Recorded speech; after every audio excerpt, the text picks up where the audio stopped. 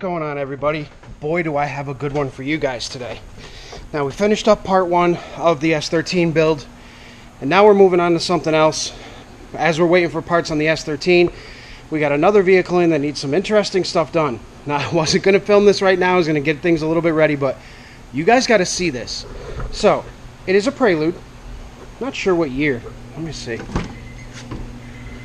It's got to be... yeah, 97. So 97 Prelude. I'm not super familiar with these cars, so I don't know all the numbers and letters and all that crap, but it is K-swapped. K24. I don't know how much of an angle you guys are going to be able to see, but the motor's in crooked. Severely crooked.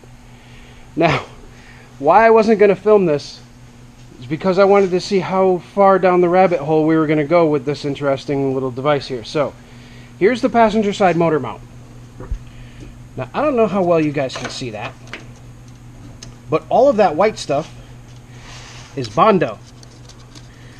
Somebody Bondoed the motor mounts because the welds were so terrible they couldn't bring themselves to see. I don't know, you can see the right there. Look at that.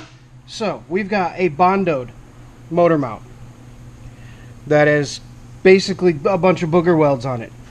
So then we move over to the driver's side. Well, you won't be able to see this on film, but here, right here, it is actually pulled away from the body because they plug welded it instead of welding it around. It is pulled from the body here because it was plug welded, and it is cracked all the way up this side right here. Now, where it goes even further and more interesting, see this bolt right here? This bolt, look. Something look off about that? Oh yeah, it literally pulls right out of the hole. Nowhere near long enough, and it stripped out the first half of the threads in the transmission. So that's wonderful.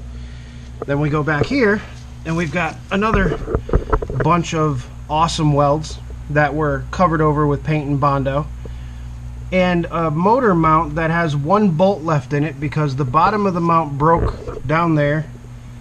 And that bolt that, I don't know if you could see it right in that area there, that bolt is not even threaded into the transmission more than 1/4 of an inch, and at that it's cross-threaded. Alright, so then moving on to the header. You see that little nice weld job there to try to get that header tube out of the way, the rear subframe? Well, we're going to go underneath the car, and I'm going to show you the rest of everything that's been done. Guys, so we're going to start back here. You can obviously see that the exhaust isn't where it's supposed to be. Not only in height, but in left to right too. It's about 6 inches over to the right and about 6 inches down to where it should be. So let's figure out why. Get ready for this one. So this is a 4x2x1 header. Bruh.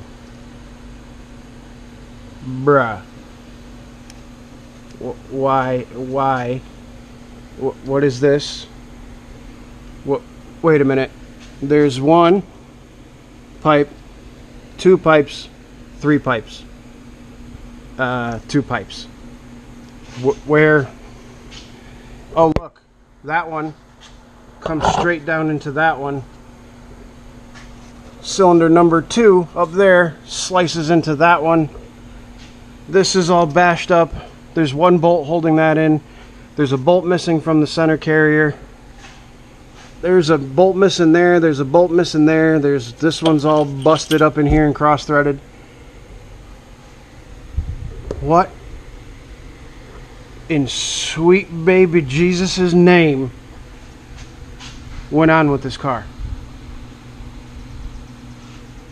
I swear this was a go home you're drunk moment.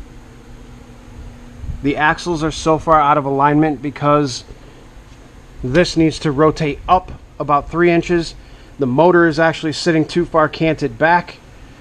We got the subframe bashed here because it wasn't cut out for clearance.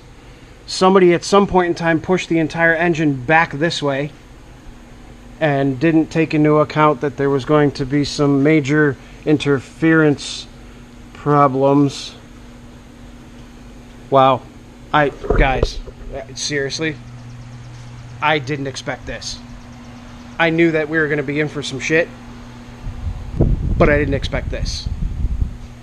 I'm not quite too sure where to start with this one, because I literally have to now take the motor out of the car, cut all these mounts out, clearance the subframe, build a new header, build a new exhaust system,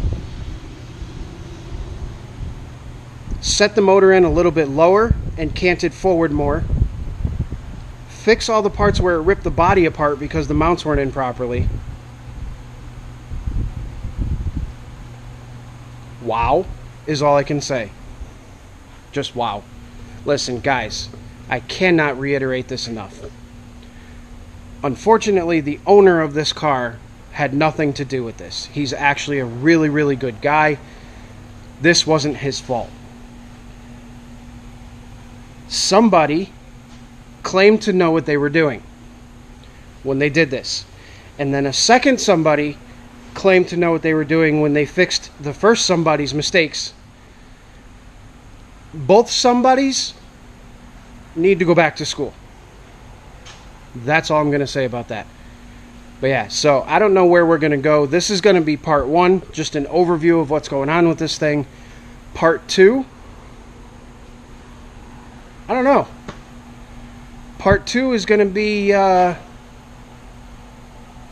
seeing if we can get all that Bondo off, and then maybe cutting the mounts out, and then cutting the exhaust off, taking that header off of there, maybe trying to find another header, or trying to salvage that. I can't in good faith use any of the parts that are on this car right now. Oh my god, I can't wait to see what you guys say in the comments about this one, because this is just incredible. This is the epitome of hold my beer, watch this. Alright guys, I'm going to let you go on that note. I'm going to upload this video now. I want to know what you guys think. Let me know if you also know anything about any Prelude swap kits that are out there for the K24, K20, that yada yada.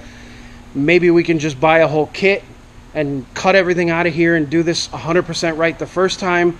Or I'm going to have to fab up all the mounts on my own, which I'm okay with doing that.